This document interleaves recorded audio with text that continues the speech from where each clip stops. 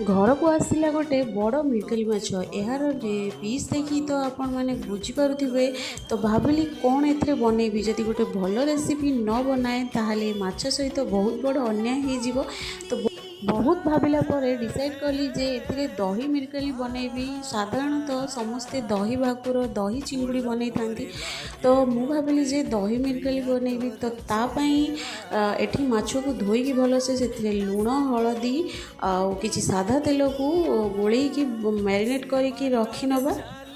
इटा बहुत ही बढ़िया रेसिपीटी मुझे बनैला परे एटा को खाइली बहुत टेस्टी थिला। थरे एटा को बनातु मोर रिक्वेस्ट। तापर या पई गोटे पेस्ट बनैबा जो थरे हमको दरकार काजू पान मधुरी आ पोस्त तो यह को भल से गोटे फाइन पेस्ट बन की रखी नवा।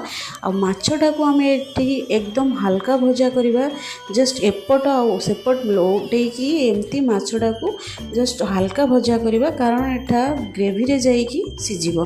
तापर बंची तेल रे गोलमरीच लवंग डालचीनी और गुजराती कला जीरा को फुटेकी से पियाज बटा को किसी समय फ्राए कला परे जेतेबेले सेटा टिके गोल्डन कलर हो आसीबो तापरे आमे कोन करबा ना एथिरे अदा रसुण पेस्ट देई किसी समय कंचा गंध जीवा जाए भाजीबा आउ बाटी रखिथिबा पेस्ट को एटा को देई करी आमे सब जाक भल से मिक्स करी स्वाद अनुसार लुण देई बहुत भल से एटा को फ्राए करबा जे पर्यंत एथिरु तेल न छाड़ीची।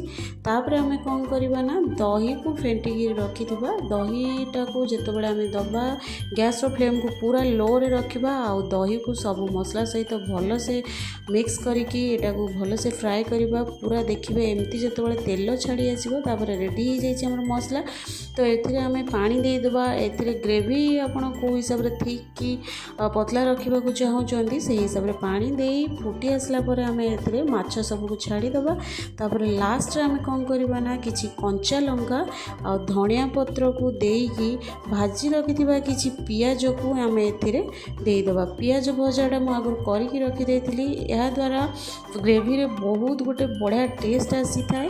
आउे आमर ये रेडी हो जाइए दही मिरकली माछर ग्रेवी। तो यहाँ बहुत टेस्टी रेसिपीटी भल लगे लाइक शेयर सब्सक्राइब करदेवी। मुझे देखा गोटे नुआ रेसिपी सहित।